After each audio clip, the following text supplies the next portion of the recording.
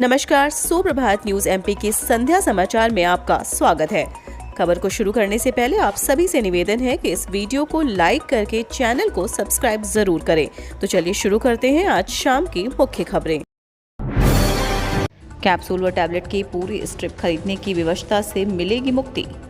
Capsule व tablet की पूरी स्ट्रिप खरीदने की व्यवस्था से अब मुक्ति मिलेगी। इस दिशा में ठोस प्रयास जारी है। दरअसल कोई दवा खरीदते वक्त कैप्सूल या टैबलेट की स्ट्रिप में कुछ ही जगह पर बैच नंबर, एक्सपायरी और एमआरपी आदि की जानकारी लिखी होती है। लिहाजा पूरी स्ट्रिप ना ली जाए तो यह जानकारी कई बार उपभोक्ताओं तक नहीं पहुंच पाती। कई मामलों में ग्राहक को ना चाहते हुए भी पूरी स्ट्रिप खरीदनी पड़ती है। शीघ्र ही उपभोक्ताओं को इस समस्या से मुक्ति मिलने वाली है।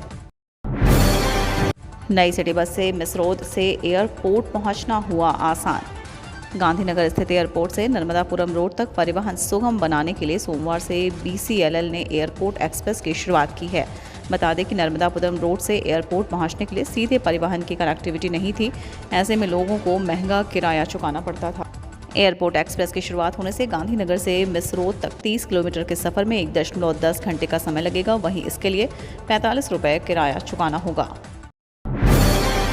इंदौर से सीधे नहीं जाएगी हज की उड़ान। हैदराबाद होते हुए जाना होगा जेद्दा। हज यात्रा के लिए तैयारी शुरू हो चुकी है। हज कमेटी ऑफ इंडिया ने देवी अहिल्याबाई होलकर अंतर्राष्ट्रीय एयरपोर्ट पर एम्बार्केशन पॉइंट बनाया है। इंदौर एयरपोर्ट से प्रतिदिन घरेलू उड़ान से 140 यात्री हैदराबाद जाएंगे। यहां से दूसरे विमान से यात्रियों को सऊदी अरब के जेद्दा शहर ले जाया जाएगा। जायरीनों का लगेज इंदौर में कस्टम विभाग द्वारा जांचने के बाद जेद्दा में ही मिलेगा। अन्य जांचें हैदराबाद में होंगी। इंदौर एयरपोर्ट से हज यात्रा 4 जून से शुरू होगी। पहले दिन 140 यात्री इंडिगो के विमान से हैदराबाद जाएंगे। यहां से अन्य विमान के जरिए सऊदी अरब के जेद्दा शहर पहुंचेंगे।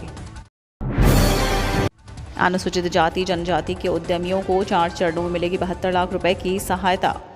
मध्य प्रदेश में अनुसूचित जाति जनजाति वर्ग के उद्यमियों द्वारा स्थापित स्टार्टअप को सरकार 4 चरणों में 72 लाख रुपए की आर्थिक सहायता देगी। इसके लिए मध्य प्रदेश स्टार्टअप नीति एवं कार्यान्वयन योजना 2022 में संशोधन के प्रस्ताव पर आज कैबिनेट बैठक में अंतिम निर्णय लिया जाएगा। इसके साथ ही वन्य प्राणियों द्वारा की जाने वाली जनहानि पर दी जाने वाली क्षतिपूर्ति की राशि 4 लाख रुपए से बढ़ाकर 8 लाख रुपए करने का निर्णय को स्वीकृति के लिए प्रस्तुत किया जाएगा। मुख्यमंत्री शिवराज सिंह चौहान की अध्यक्षता में होने वाली बैठक में अनुसूचित जाति जनजाति वर्ग के उद्यमियों द्वारा सेबी से अधिमान्य संस्था से निवेश प्राप्त करने पर एक बार में 18 लाख रुपए की सहायता दी जाएगी।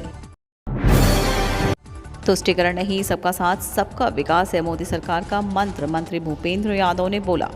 वर्ष 2014 से पहले देश में जो सरकार थी उसमें नीतिगत निर्णय नहीं हो रहे थे। भ्रष्टाचार की स्थिति ये थी कि मंत्री ही जेल चले जाते थे। प्रधानमंत्री नरेंद्र मोदी के नेतृत्व में नई सरकार बनी। जनता ने जो विश्वास जताया उसे सरकार ने अपने कामकाज से ही सिद्ध किया। मोदी सरकार का मंत्र तुष्टिकरण नहीं, सबका साथ सबका विकास। यह बात केंद्रीय पर्यावरण, वन, जलवायु परिवर्तन, श्रम और रोजगार मंत्री भूपेंद्र यादव ने सोमवार को प्रधानमंत्री के नेतृत्व में सरकार के 9 वर्ष पूर्ण होने पर आयोजित मीडिया से संवाद कार्यक्रम में कही। विवाद बाहर आने से पहले रूठों को मनाएगी बीजेपी। कोर ग्रुप की बैठक में लिया गया बड़ा फैसला। विधानसभा चुनाव से पहले ही मध्य प्रदेश बीजेपी में अंदरूनी खींचतान शुरू हो गई है। यह कलह मंत्रालय के स्तर से लेकर जिला स्तर पर भी जारी है। इस बीच राजधानी भोपाल में बीजेपी की कोर ग्रुप ने बैठक की। यह बैठक रात में बुलाई गई है, जिसमें शिवराज सिंह चौहान और ज्योतिरादित्य सिंधिया समेत पार्टी के कई बड़े नेता शामिल हुए। बैठक में इस बात पर सहमति जताई गई कि आपसी मतभेद पार्टी के भीतर की ठीक किए जाएंगे और वह बाहर नहीं जाने दिया जाएगा। वाहन चालकों को अलर्ट, ब्लैक स्पॉट पर स्क्रीन लगेंगी।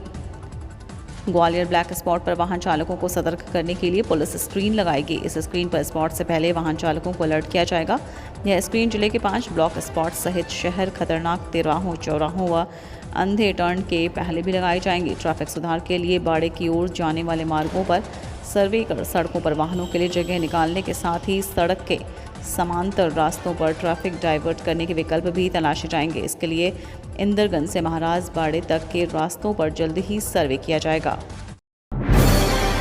सितंबर के बाद से नई व्यवस्था। मध्य प्रदेश स्टेट हाईवे पर फास्टैग अनिवार्य, नहीं तो 2 गुना टोल। मध्य प्रदेश के स्टेट हाईवे पर अब भी नेशनल हाईवे जैसा नियम लागू होगा। इसके तहत यदि आपके वाहन में फास्टैग नहीं है और कैश पेमेंट कर रहे हैं तो आपको 2 गुना टोल चुकाना होगा। दरअसल Madhya Pradesh road development corporation अब Indian highway management company limited की गाइडलाइन फॉलो करेगा।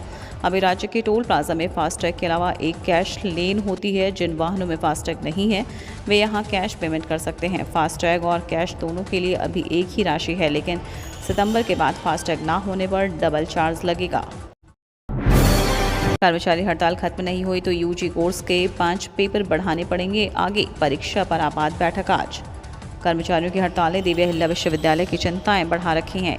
27 से 31 मई तक पहले ही स्नातक की परीक्षा स्थगित की गई है, लेकिन अब अधिकारियों को लग रहा है कि कर्मचारी जल्दी काम पर नहीं लौटे तो जून में होने वाले पेपर भी आगे बढ़ाने पड़ सकते हैं। इसको लेकर विश्वविद्यालय में मंगलवार को कुलपति डॉक्टर रेणु जैन ने परीक्षा और गोपनीय विभाग के अधिकारियों की आपात बैठक बुलाई है, जिसमें 1 जून से होने वाली परीक्षा पर फैसला लिया जाएगा। पेपर आगे बढ़ने से विश्वविद्यालय में फिर परीक्षा रिजल्ट की व्यवस्था बिगड़ेगी और विद्यार्थी परेशान होते रहेंगे। हालांकि शासन स्तर पर कर्मचारियों को समझाने का प्रयास चल रहा है। छोटे व्यापारी चुन सकते हैं जीएसटी कंपोजिशन स्कीम। छोटे व्यापारी जीएसटी का नाम सुनकर डर जाते हैं, उन्हें डरने की ज़रूरत नहीं है और जीएसटी रजिस्ट्रेशन भी कराने की आवश्यकता नहीं। जीएसटी आपके लिए लगाई गई कंपोजिशन स्कीम है। कंपोजिशन स्कीम को जीएसटी ने कानून में शामिल किया है। इससे छोटे व्यापारी जो जीएसटी के दायरे में नहीं आते हैं लेकिन उन्हें जीएसटी लेना अनिवार्य है, तो वह कंपोजिशन स्कीम में अपने पंजीयन कराएं और जीएसटी के नियमों से छुटकारा पाएं।